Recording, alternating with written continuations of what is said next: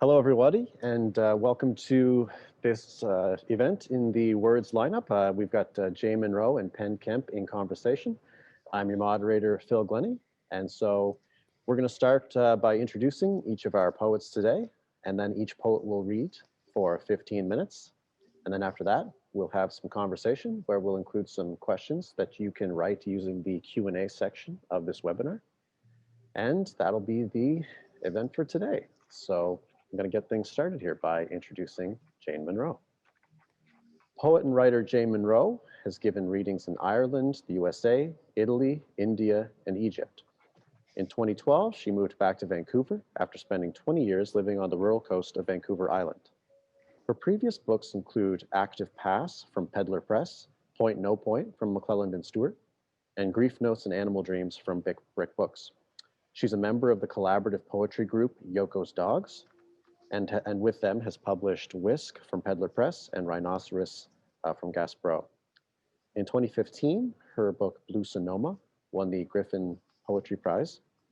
And she is also a devoted practitioner of Iyengar Yoga, a subject that features strongly in her 2020 collection, Glass Float, and which I anticipate we'll be discussing a little bit today as well.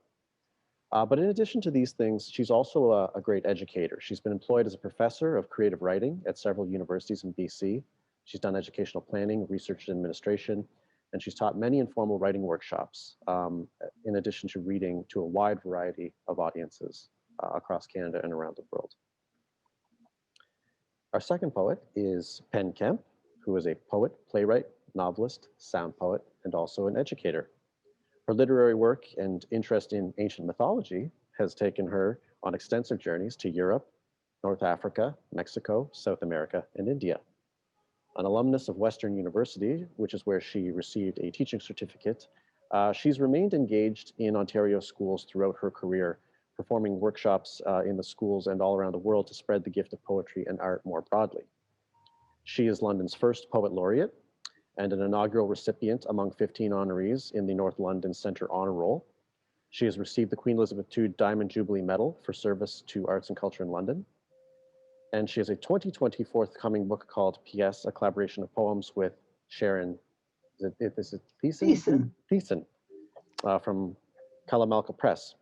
In 2019, Insomniac Press published her collection River Reverie in conjunction with her collaborative poetry films, which can be found on riverreverie.ca. And other poetry books published in 2028 include Local Heroes from Insomniac Press and Fox Haunts from Aeolus House. And Jane Munro's Glass Float can be found in, or Jane Munro's Glass Float and Penn's River Reverie can be found at the Western Bookstore. But you can also pick up Glass Float and Blue Sonoma for $30 through Brick Books. And Penn's in Local Heroes and River Reverie are each available for $20 through Insomniac Press. $20 each. $20 each, yeah. Yeah, and it's $30 for the two books. From Brick. From Brick. Thank you so much. So, with the introductions completed, I'm going to invite Jane to start us off with some readings. Thank you, Phil. I'm sort of scooting around here trying to avoid the sun, which is shining in unusually in the south windows of my apartment in Vancouver. Greetings to all of you, and thank you for coming to listen. The land I'm speaking from is part of the traditional and unceded territory of the Coast Salish peoples, including territories of the Musqueam, Squamish, and Tsleil-Waututh nations. Thanks to London Words Fest, especially Joshua Lambier for inviting me, Phil Glennie, our host, Kemp, friend and my companion here, and the team at Brick Books who published Glass Float.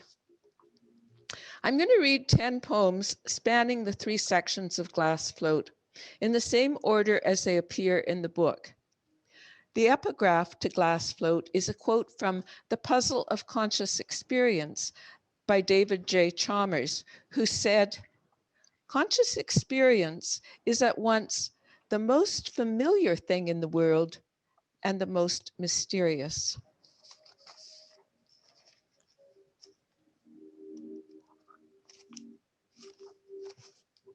And I'm just going to read these poems. I'm not going to talk very much about them. Convexities. My grandfather taught me, when he gave me painting lessons, that there's no such thing as a concavity in nature. When you study the profile of a valley, it's made up of convexities. I saw this was true when I made contour drawings. Forbidden to glance down, my pencil moved as my eye did along a periphery. When I finished and looked at the paper, my drawing would be little hummocks, some longer, some shorter, linked together. My grandfather also said, art is suggestion. Art is not representation. Morning glory. A morning glory slipped into the front hall, climbed the door frame and bloomed, white trumpets inside the old house. I laughed at its wit and trained it over the top of the door the way one of my aunts trained ivy to frame her kitchen window. Ivy, another invasive species, bindweed and English ivy.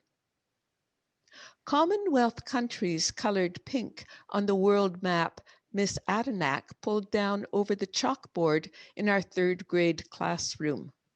Sprawling Canada, triangular India, England also pink, the mother country. The first time I went to India, I felt as uncultured as a toddler. How to use the toilet, eat, dress myself. Even in a sari, I stood out. A mute boy's sign for me was to tap his front tooth. My hair is now whiter than my skin.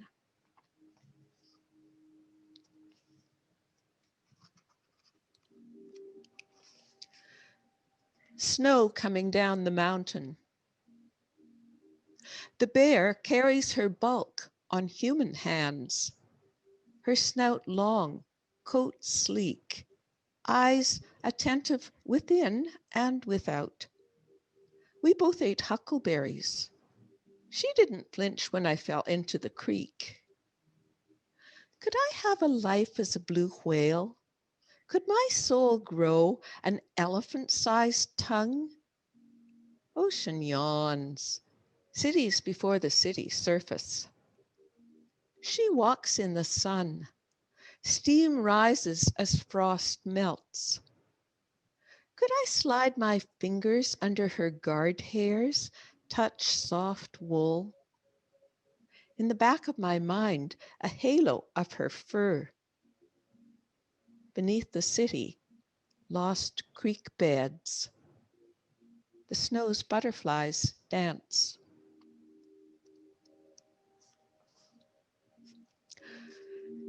The swiftness of what's wordless. Creek plunges in curtains, beaded, shimmering, spray on salal leaves.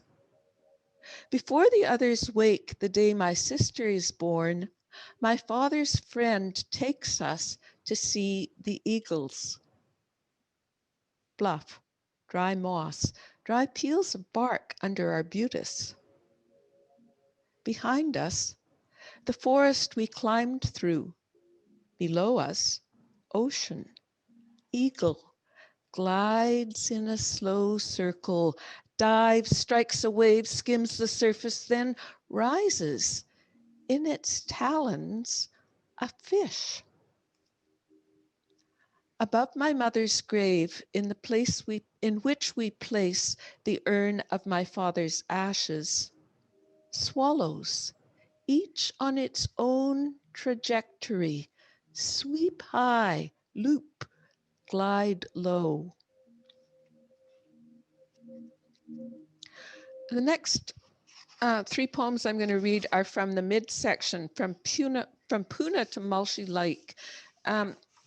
These are poems that were composed or drafted when I was in India in 2014, going first to a yoga retreat for 6 weeks and then to an Ayurvedic and yoga retreat center. So the first one was during the yoga retreat. Yoginis. The art historian showing you her slides observes, it's always night in paintings of yoginis. Sometimes there are stars. The yogini's hair is matted and may be piled up. They wear earrings in their stretched earlobes. Their bodies are shapely and strong, though some may be half starved. Often in medieval mythology, yoginis have bird or animal heads. Especially the yogini cult sculptures once placed in the 64 niches around their circular temples. They practiced black and white magic and conducted healings. Women and men came in secret to discuss their private issues with a yogini.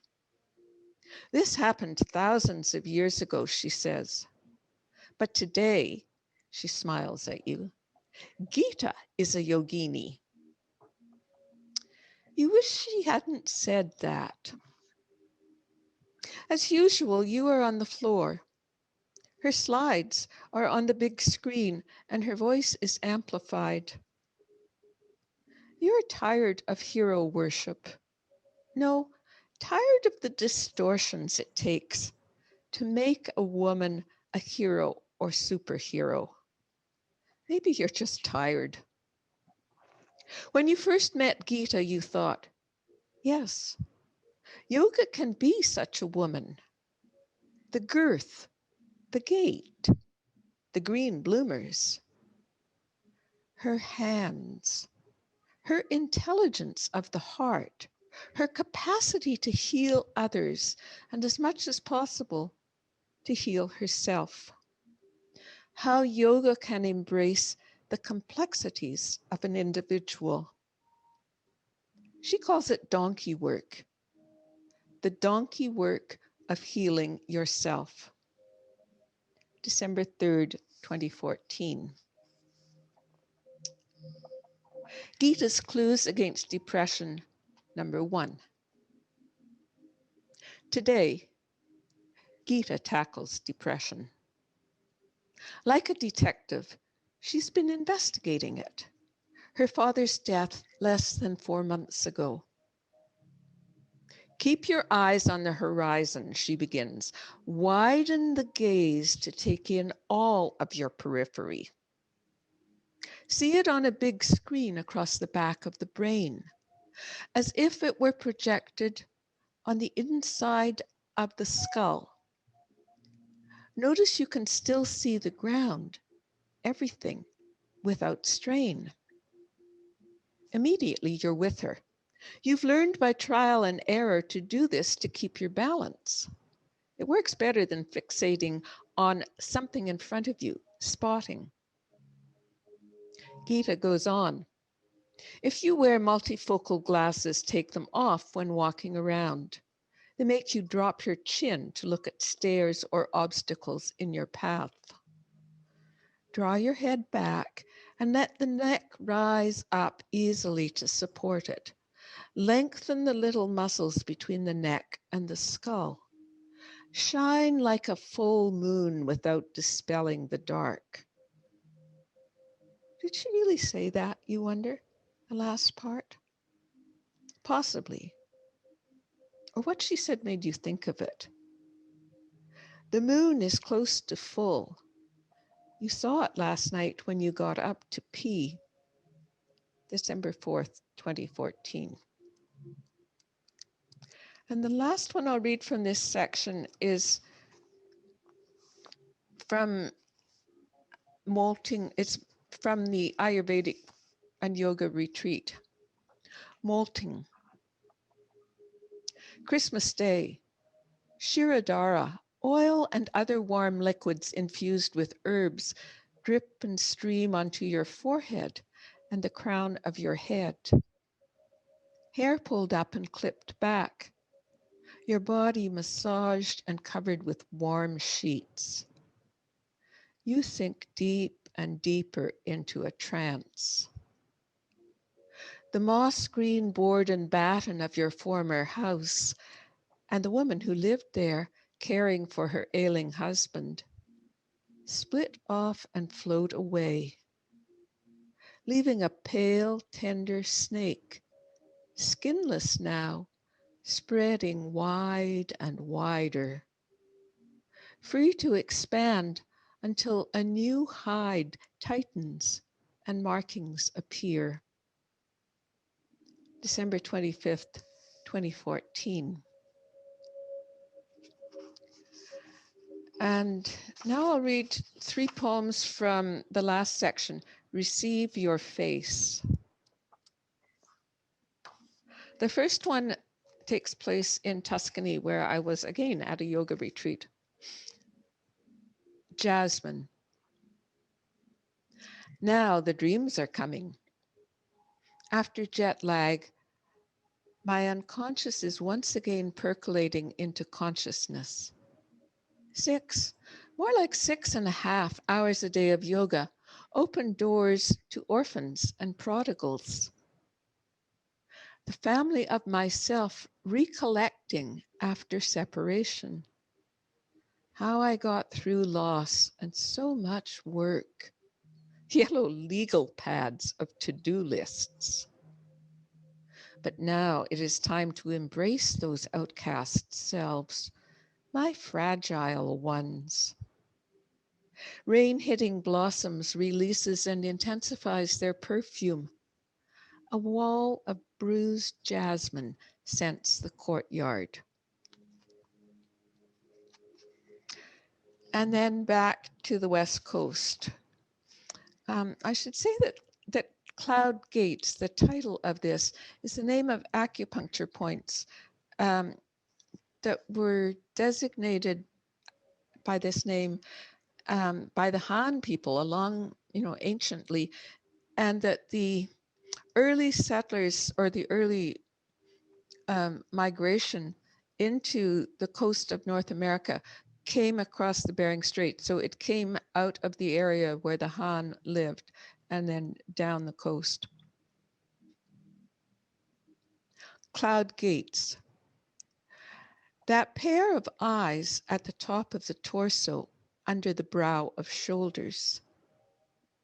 Cloud gates, hunters once opened to see a way down this coast overhung with cliffs of glaciers, calving into a green sea. Skin boat nosed by mammals, 5 times its size. Bodies known, constellations within and without, named, past as present in front of them, future behind them, upriver, downriver, islands, inlets, fishing holes in frozen lakes. Allure, seen with the eyes of dream, a hunt into the interior. And the final poem in the book, It's Winter, the Gods Love. High and windswept, where rivers begin and snow whirls like Sarasvati circling Brahma, his lust, growing 5 faces to keep 10 eyes on her.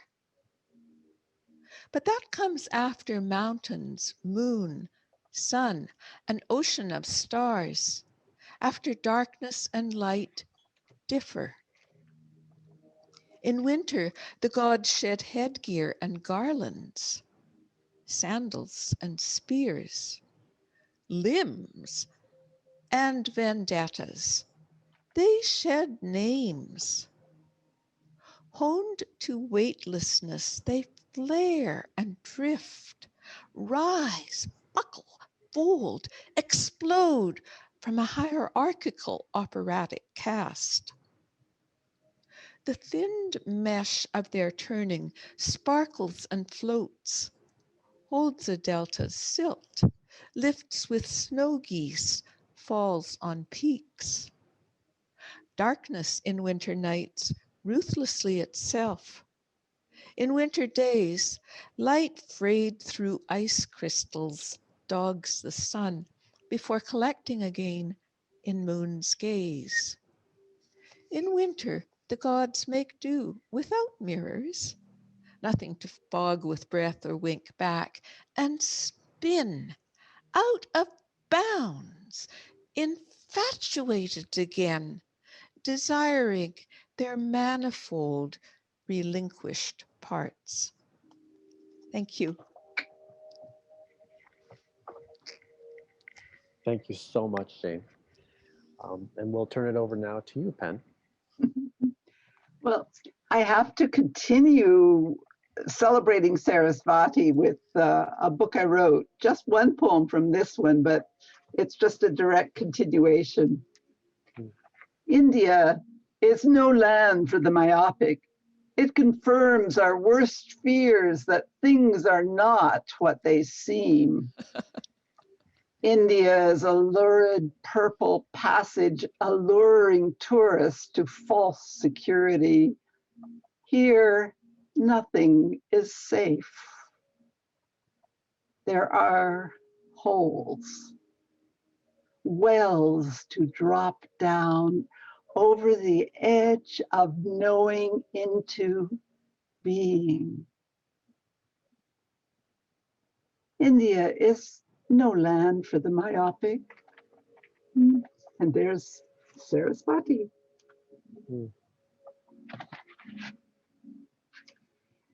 Jane suggested I read this passage from Insomniac Press's book, River Reverie. And I'd like, before I begin, to refer you to riverreverie.ca because Mary McDonald has done this absolutely splendid collaboration, thanks to the London Arts Council, with 3 of the poems, and made video poems out of them, one of which, Wishing Well, is going to be shown in November at the Zebra Film Festival in Berlin.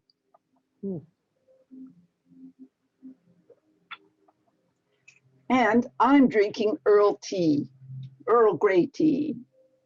Jane is drinking Scottish, I don't know. Scottish breakfast. Scottish breakfast. Mutative metaphors. My lazy hammock dips and sways, paddled with silver, dappled in sunyard, belying any need for action beyond its own rhythm. I could be brewing Earl Grey from bergamot leaf as I drink lemon balm, peppermint, rosemary. I could make tinctures to strengthen immunity out of evening primrose and echinacea purpurea. Or I could make Bach flower remedies from impatience, chicory, clematis to ward off moods. I could soak roses and heliotrope in oil for attar, or cream skin ointment from orange calendula. I could stir fry those glorious trumpet squash, stir starflowers of borage into salads. But all that activity is for other years. I leave valerian and foxglove growing unadulterated. This garden I am lazily pleased to watch parade its seasons and fall, as though my gaze were enough to bestow medicinal property. By osmosis, direct through vision. Flowers tell their own time. A continuous measure of light, soothing and sequential. Before I lift a finger, they are already mulch. And next winter will have to rely on my mind's eye for balm and taste's solace. A river of words on the Thames floating downstream. Suddenly. I skipped a little bit there, but this new poem is suddenly. Enter birdsong's particular tone or pitch, an addition of whistle, glide, repeated chortle. Enter wild springing fern, growth of cedar. Enter rivers, ongoing ripple breaking against its bank. Enter sun, midsummer night's eve. Enter light, transmutation. Enter bud.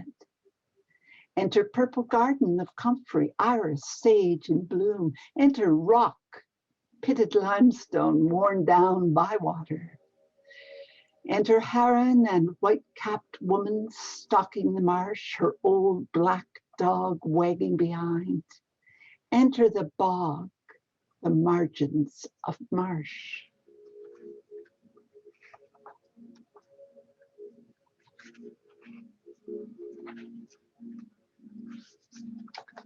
The doctrine of signatures. My signature is a sore throat. Seasons have their hues. Ours is sun-steeped translucence, lit from within till it brims over. Interjections interrupt a trail we conceive as real. The present as gift, as presence, the only possible way through, way in. Memories weigh in, wedged as if they were real. Futures impinge as if secure. Females done beside their bolder mates, goldfinch cross the sky in graceful loops of liquid flight and song, sway on green fronds that bow under light weight to the doctrine of signatures. Cedar or bohemian waxwings twitter among bare boughs on their way warmward. Goldfinch, cardinal, dragonfly, all hightail in on the updraft, waiting for wind to shift at the red round of setting sun. The flock alight and lift on a single breath. South, south, sweet wind, carry them safe in light flight. Goldenrod, scimitars flash solid arabesques of late summer, late afternoon, late in our lives for such luminous entrance.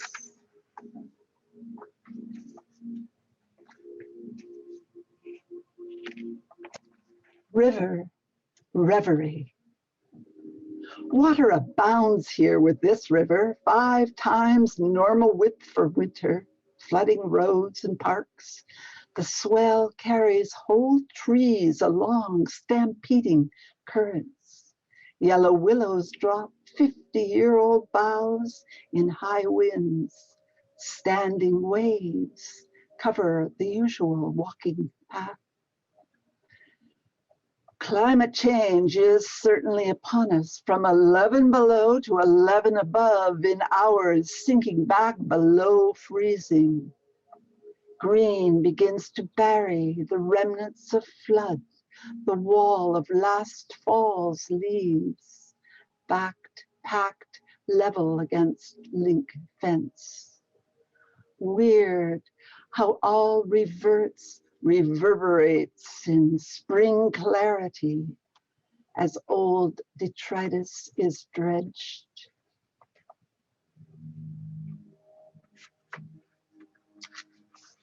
Believe.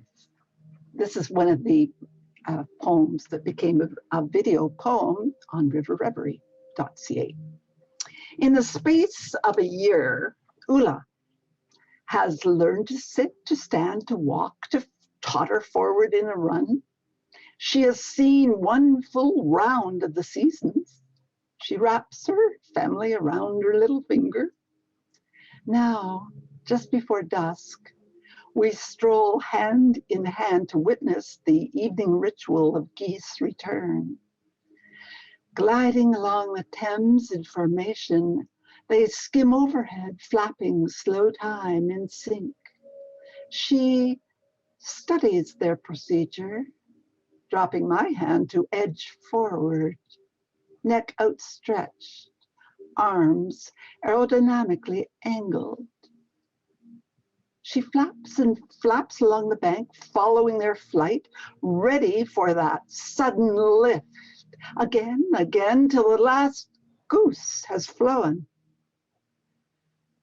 Dragging her heels home, disconcerted, she braces her body against the rising breeze, bewildered that she too can't take off to sky.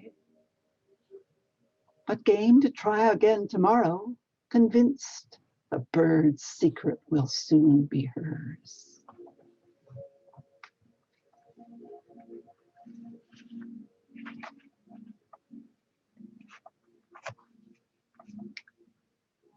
Winds chime. Poets give voice to the voiceless, the language we don't understand.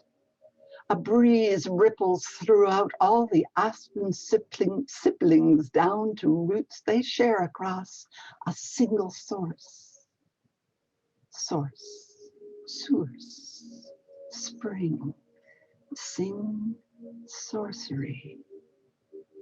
A single tree may live a century in clonal colonies while its system of roots lasts millennia as the oldest living organism. What would one trembling giant whisper across the river to its neighboring clone?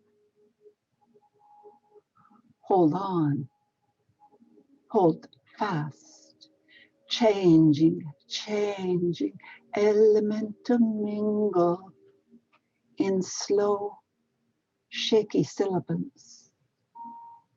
And silver leaves quake response.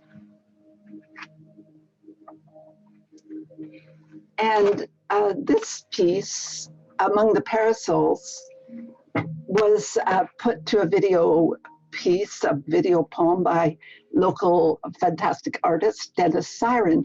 And to the all the videos that are connected to the poems are linked by these things, whatever they're called, I can't remember. Anyway, you put your smartphone up against it and you'll hear the video poem. Among the Parasols. QR codes, thank you, Josh.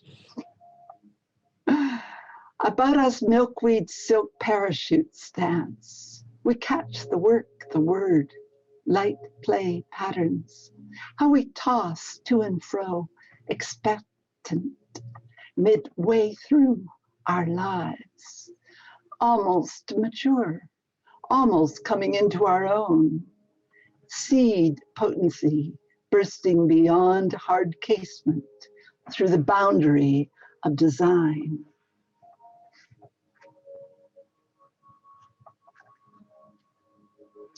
Oh. Really? I was tempted to read one from Fox Haunts, which is from Aeolus Press. And one of Jane's poems made me think of it.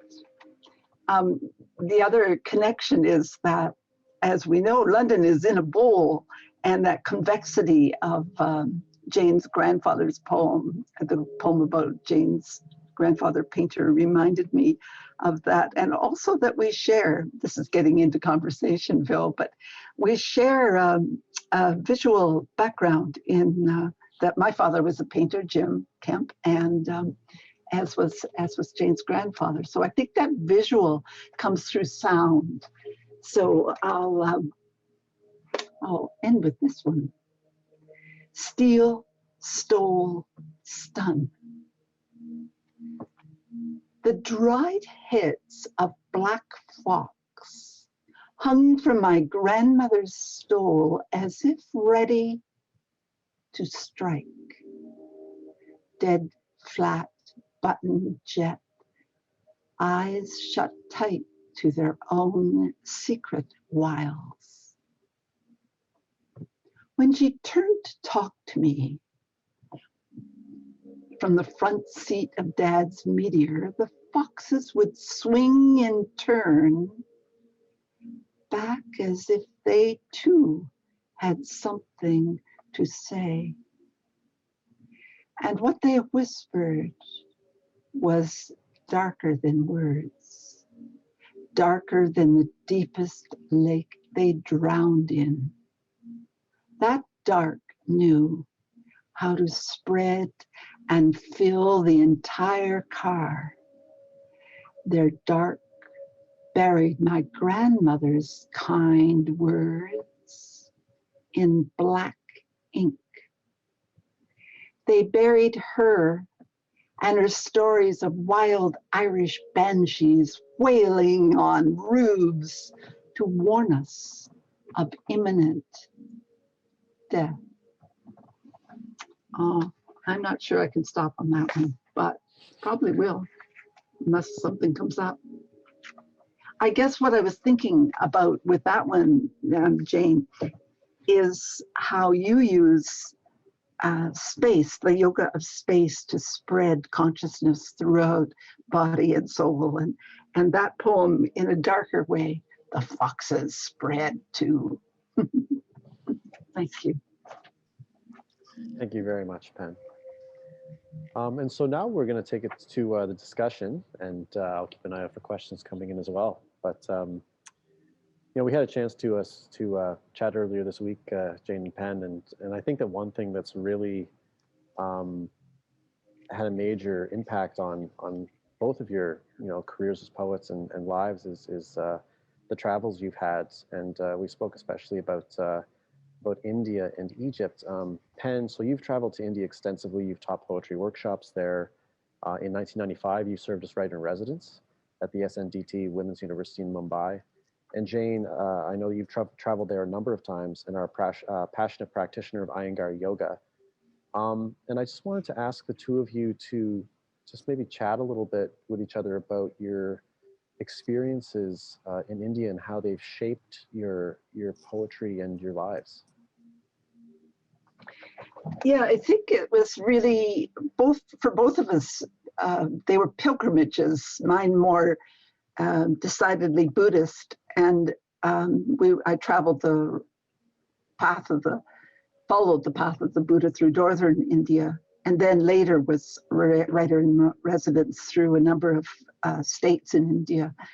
But the difficulty in writing about it all is not to exoticize the other, and yet be true to our own experience, meeting the other, and realizing that we are the other. And I love Jane's sense of assimilating all the different selves in what I think the last poem she read about bringing all the different selves that had been forgotten in busyness and sorrow and grief, and bringing the neglected selves together. And in a way, travel lets us do that. It mirrors the other, and we can bring it to a new wholeness. Right. That's great, Pen. I agree with you on that. Certainly, India was amazing and multiple and colorful, always colorful, and always fascinating, always engaging. And I went first in the 1980s 3 times, and stayed with a friend with his family and relatives, and traveled around much of India in those years. But then I came back after I was working on Iyengar yoga here, and went 4 times to Pune, where the Iyengar Institute is. And each time I also went to the Ayurvedic and Yoga Retreat Center in the Western Ghats at Mulshy Lake. and that was all very important to me. It was a great opportunity to do intensive yoga in the tradition that I was following already and still do. So that was great. And also I found the Ayurvedic treatments very healing and restorative and energizing. So they were very beneficial. And I think, Pen, your herbal, you as an herbalist are linked in ways to the Ayurvedic traditions. Mm-hmm. Yes, I followed the Ayurvedic path, and I'm making my own kombucha on kettle water. And I'll share it with you. It's good. Just add enough ginger and you're fine. But I was thinking of the 18th century tradition, which thought that painting dealt with space, and poetry dealt with time. And I think about travel, especially to India and to Egypt, where we both spent considerable psychic time, if not literally physical much time, but nonetheless psychic time. You're meeting such ancient cultures, and you're in the contemporaneous part. I remember Gwendolyn McEwen telling me not to go to Egypt because she was terrified of modern Cairo. And there's such a discrepancy between the modern hunking, shall we say, and leave it at that, and the huge breadth and breadth of 5,000 years of culture. Yeah, I did go to Cairo. I was lucky enough to be invited to participate in the Cairo Literary Festival in 2017. And so I was there for 10 days, and that was absolutely fascinating. And my guides were a couple of students from university students studying English. So their English was really good. But it was fascinating. And we went to their homes and other places. And I spent a lot of time in museums. And we also went to Gaza and saw the pyramids and so Giza. on. And Giza, Okay. I'm sorry, not Gaza. At Giza. And it was exactly that mix of the stress and trauma of the contemporary situation in Egypt and the post-revolution, brewing revolution, discontent, dislocation of people. The taxi driver who became one of my main guides was a lawyer who couldn't earn enough money as a lawyer to house his family. And so he didn't work very much as a lawyer anymore. He worked as a taxi driver to earn money. And the Muslim girls who were my hosts and companions invited me to one of their homes for lunch, and their mother was in a full mask and all totally covered up in brown ankle length gown. And she cooked this most wonderful meal for us, and there were about 13 of us there that day. And when I asked if I could take a photograph of her, she took her mask down so I could see her face and photograph her face, which I thought was very sweet and intimate. But I don't pretend to understand the thinking, but I could see the incredible love and bonds and intelligence and capacities of the girls and their families. So it's interesting. I spent time in Morocco in 68, 69, and then Egypt much later, and wrote about Morocco and Changing Places from Fiddlehead Press, and Egypt in a book that Mona Furtig did called Sweet Ancient Egypt, and then I can't say, I thought I brought it out, but another book called Helwa, which is Arabic for beautiful. And I was struck by the immensity. I had been chosen and was set between the pause of the Sphinx for 2 nights running, and then also set alone in the depth of the third pyramid for the entire night. So I had this huge experience of vast spaciousness. Wow. But I don't know where you want to go with that one, Bill. Well, it's when you talk about the spaciousness, I mean, it does kind of lead into, the fact that I've heard both of your poetry described as open-hearted. And I was just going to ask, do you see your poetry as particularly open-hearted, and do you consider that essential to what you're trying to do as it's a poet? Essential to my practice as a person, and having just read Glass Float, you'll be amazed by how Jane responds with Gita's teachings.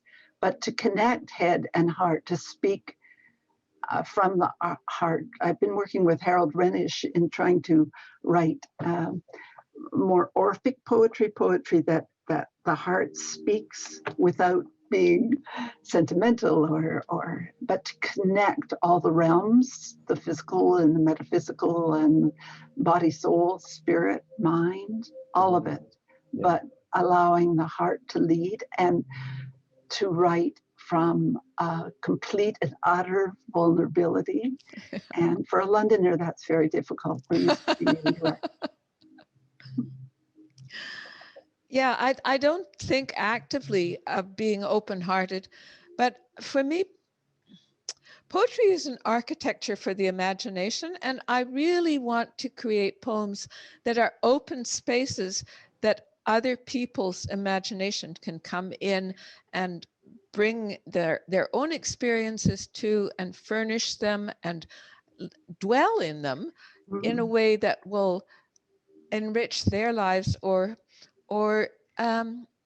give them a place where they feel at home, and completely their whole self, as Penn said. We tend to get stuck in the brain, or stuck in our must-do level of thinking, and so to have, I have tracked dreams for years. I even this morning I woke up and wrote my dream first thing, and I do this because I feel that what it does is that it allows the parts of my body's mind and my own whatever, I don't even want to call it mind, my own unconscious, to come into a more conscious layer of my mind and be recognized, be something that can give what it has to give to me in the day-to-day, and in the poetry, definitely in the poetry. It makes me think of something. Well, you notice that we both, not by planning, are wearing red rib sweaters. The ventricles of the heart are speaking. Yes. No, it makes me think, Jane, of in Glass Float, your poem "Hearing Aids." There's a line in there where the speaker says, "I don't think it matters how we explain intuition. What I recognize is the visceral click, the embodied knowing, and the attention to what is not produced at the level of habitual mental ruts." Yeah. So I found that interesting, just because you were contrasting intuition not just with consciousness, but with sort of rut-based consciousness. Yeah, thank you, Phil. That one of the other things about that particular poem is that it's really a little short story, and there are a number of different kinds of pieces in Glass Float, quite a few prose poems. That one, which is almost a story or an essay, and as well as the lyric poems. So I did feel after Blue Sonoma that I wanted to write something quite different and do something quite different. I didn't want to do the same sort of thing that I had done with Blue Sonoma, and actually I wasn't able to. It was a different time in my life, and so I did a lot of the prose poems and more more attention to the voices around me and outside me, but also the voices as they come into, those voices are remembered and how they influence me and shape me in my practices, but also just in my life. Yeah, I mean, when you specifically talked about the habitual mental ruts and Mm-hmm. intuition being something that can, help you get out of that, it really reminded me of that. I think that I'm paraphrasing, but that famous line from Kafka when he talks about art should be an axe for the frozen sea within us. Um, Lovely. and I've always really loved that description of, because it really, and your line really reminded me of that. And Pen, I was wondering if I could ask you about the question of intuition as well, and specifically because in your poetry you talk a lot about intuition, but you do also speak specifically about the importance of ceremony in creating a space, an intention in intentionally creating a space for intuition, and you could say the calling forth of the muse. And I'm just wondering, in a time when we're all kind of indoors a lot, and it looks like that's going to become more the case moving forward. I think a lot about, what little ways do you think, can that ceremony be performed, at home, or when we're trying to access intuition? I think it's the only way to live through this extraordinary time is in a spirit of ceremony that allows for the moment to be enough in itself, so that we're not living outside of the present moment in wishing we were traveling or wishing we were having tea in Vancouver with Jane or whatever. It seems to me that I'm at my most spacious when I'm living in ceremony, and that is just simply having a nice sharing a cup of tea with you, but being very present. So ceremony for me literally translates as presence in the moment. It doesn't mean doing anything. It means, Jane has a poem that is a shamanic exercise in my memory of sinking down, watching the horizon, having your eye on the horizon and spreading the peripheral out to that. And I thought of that as I was learning to look at the camera rather than at your eyes. I normally want to, pick up cues but here I am looking at this black, empty hole and pretending that I'm seeing you, but I'm catching you by the peripheral vision. So it's that stretch from the minutia from the minute to the moment. Mm-hmm. That's so well put, Penny. It's your poem. Yeah, but you linked it all up together. I'm skirting the sun here. I'm sorry, I'm moving around so much. Send some this way.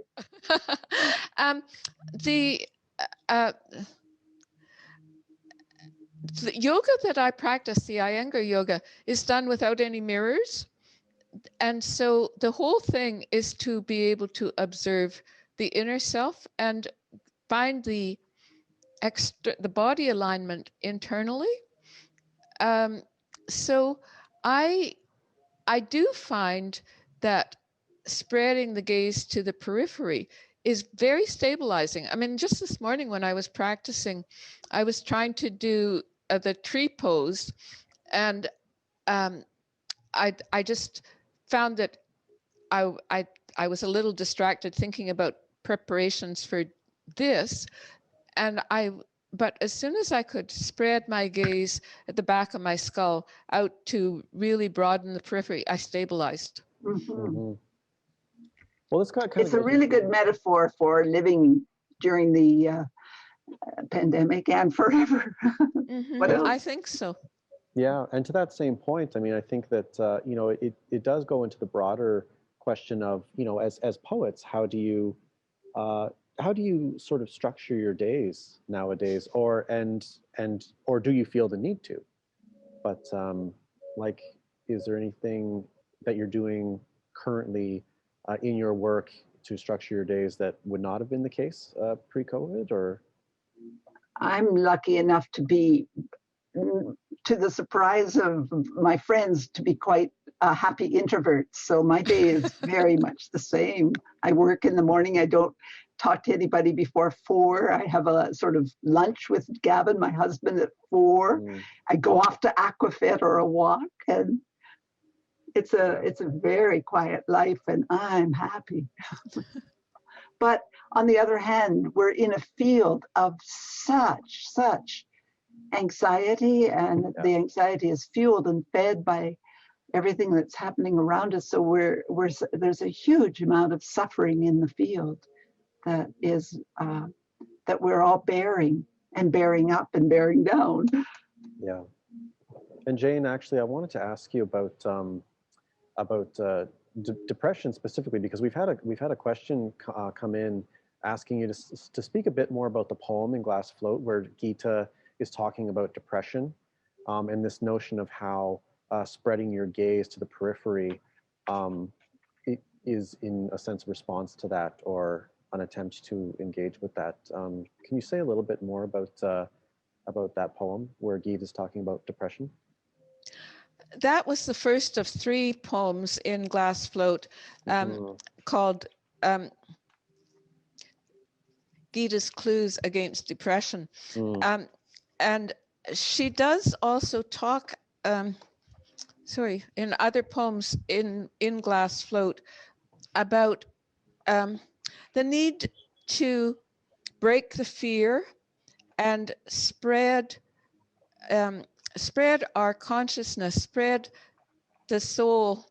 Her father, B.K.S. Iyengar, said in an interview that I did with him that as we get older, the practitioner can't do so much, but can do deeper, and so needs to do the practice as a seeing, so that you see spreading the soul on the interior of the self. And so it's an actual spreading and expansion. And Gita talks about the multiplicity of ourselves. It's not a single pointed focus. We need to accept that we are multiple, and that we have different parts, including parts that get depressed.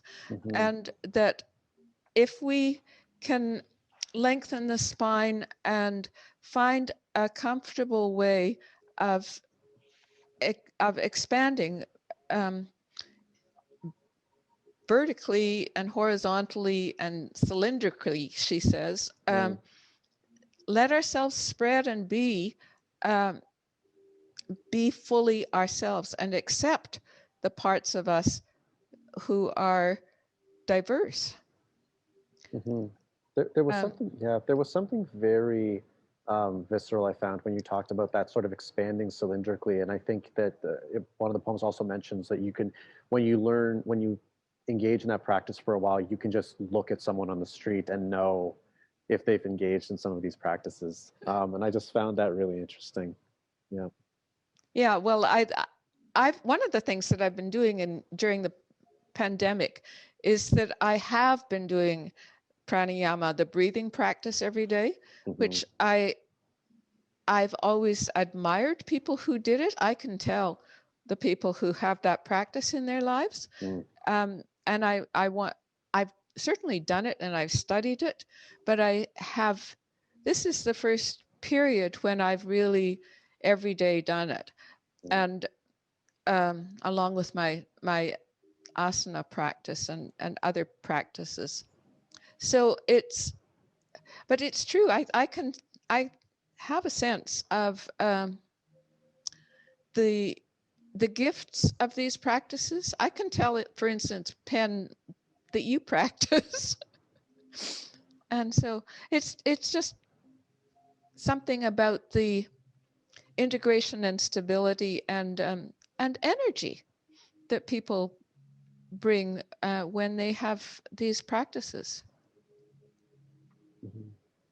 And the compassion, I guess. Mhm. Always, yeah. Yep. We've had a question come in. Jane, you talked about how you want to create imaginative structures which readers can enter, the heart, intellect, spirit. Can both of you say a bit more about how you see your relation as a writer to the reader? Well, I just described the listener as a great black hole. I think actually another person asked with triple question marks, are you calling us big black holes? So I guess You I'll contain multitudes. That's Yeah, what you okay. contain. Okay. So in As we a do. good way, in a good way. Yeah, in a very good way. Black meaning holding everything as possibility, plenitude, potential. Mhm. And for me, I see people as I see, well, I think I always think of the reader as capable and intelligent and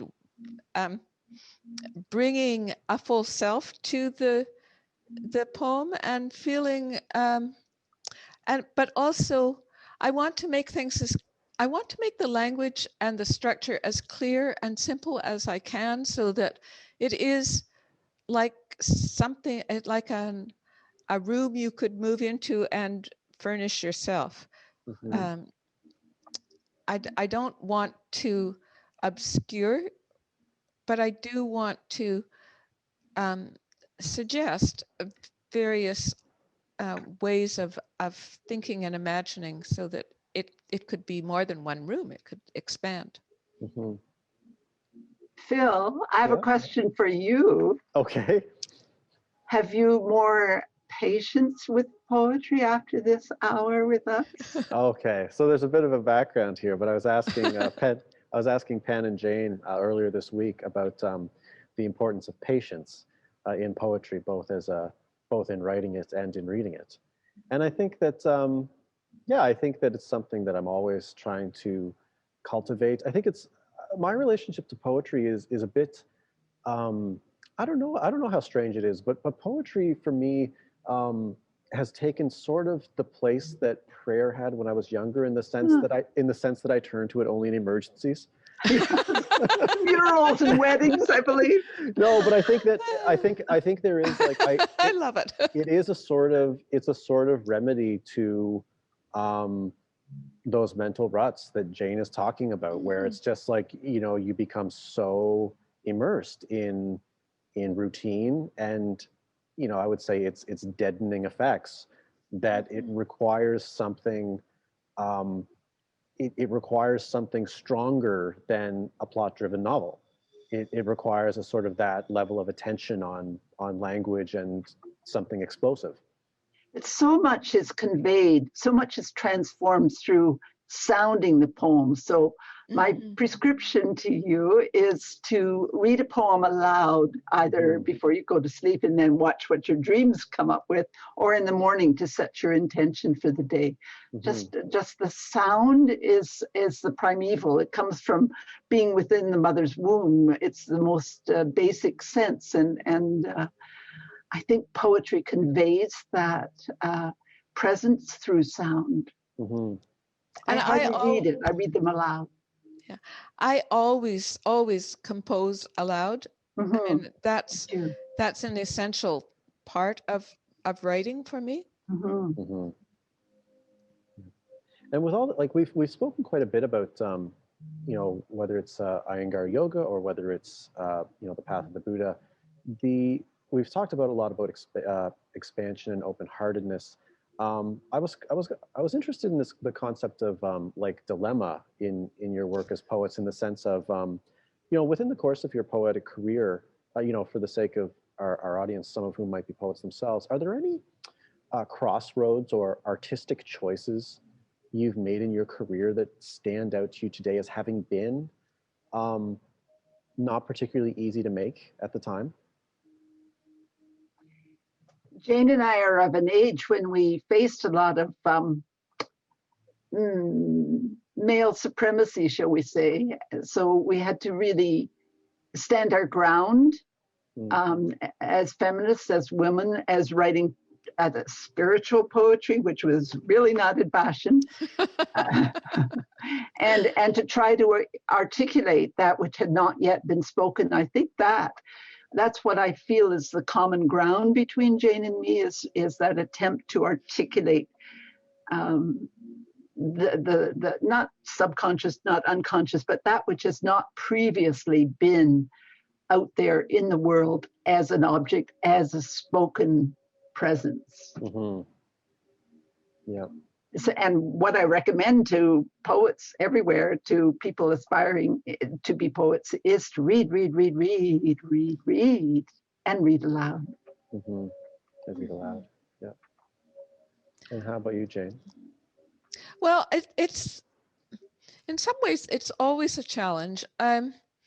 It's hard to know exactly what were really the turning point places. One of the turning points for me was after I retired from earning a living and chose to focus mostly on writing and caring for my husband, who was declining at that time. And I got a letter from a friend of mine who, to my great surprise, became a very dear friend. He was a Benedictine monk. And I didn't ever anticipate that I would have among my close friends a Benedictine monk. I'm not a Christian, or at least not really a Christian, but he was a genius with friendship and a very intuitive, insightful man. And he wrote to me intuitively, out of the blue almost at that time, and said it was time for me to stop teaching, that as much as my students might appreciate the teaching, and that I needed to shift my focus to my own work and focus on that and give my writing my full attention, or at least apart from the other things that I always was doing in my life. So to make it my work. And so that was a change that I did make. I stopped doing contract teaching, which I had been doing after I retired. I stopped doing contract research work, which I had also been doing. And I just was living on the income that I had, which I found was quite adequate for what I needed to do. And so that was an important change for me. And it was different from you, Penn, because I had, unlike you, not been primarily a writer through that period when I was also an employee and working full-time. I did continue writing, but I did it more or less on the back burner, and when I could find time or carve some time out of my other activities. And we have another question that has come in, and it's, what is your best advice to young poets who are beginning their careers? You know that word, spam, spam, spam, spam? Well, I would say, read out loud, read to your friends, read at open mics, read. And make it a practice. As Jane says, poetry requires full attention. Even if you only have 5 minutes a day, make it a full expression of all you are. And I think I would add to that, trust your inner voices.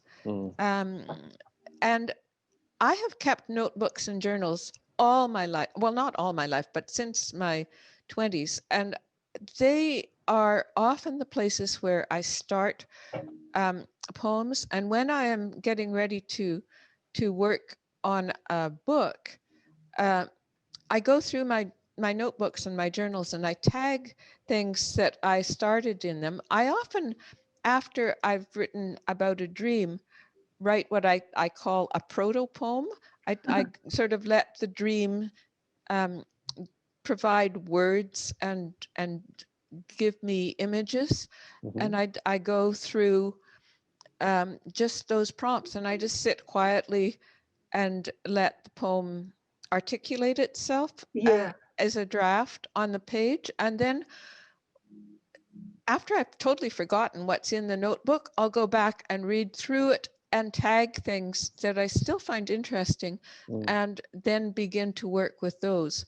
So I think don't expect, for young poets or beginning poets, don't necessarily expect to get anything that resembles a fully formed poem in a first draft. Just keep drafting and thinking and spending time with it and coming back to it, and trust that the words and the voices will bring it to you and that it will emerge. I think you might get one fully formed Venus arising poem in a lifetime. I think Randall Jarrell said poem is where lightning strikes once, and a genius poem is where it strikes twice. But for me, the more interesting way of writing is to let the words lead, to let the poem express itself, that there a kind of belief, animistic perhaps, of what wants to come through you, what you're here to be a vehicle for. Interesting. Yeah. Well, thank you so much. I think that it brings us to a close today, and I want to thank you both again very much for being part of this session. Penn, Jane, I want to thank. I really want to thank everybody who attended, and I want to thank Words Fest and everybody involved in putting it on for continuing this wonderful festival in a strange year, and for doing such a wonderful job of it. And more poetry to come at 3 p.m. And more poetry to come at 3 p.m. Yeah. So stay tuned. Thank you again, everybody. Thank you, everybody. Thank you. Thank you, everybody, for joining us here today. Bye-bye. All right. Bye-bye. Bye. Bye. Bye, Jane. Bye, Penn.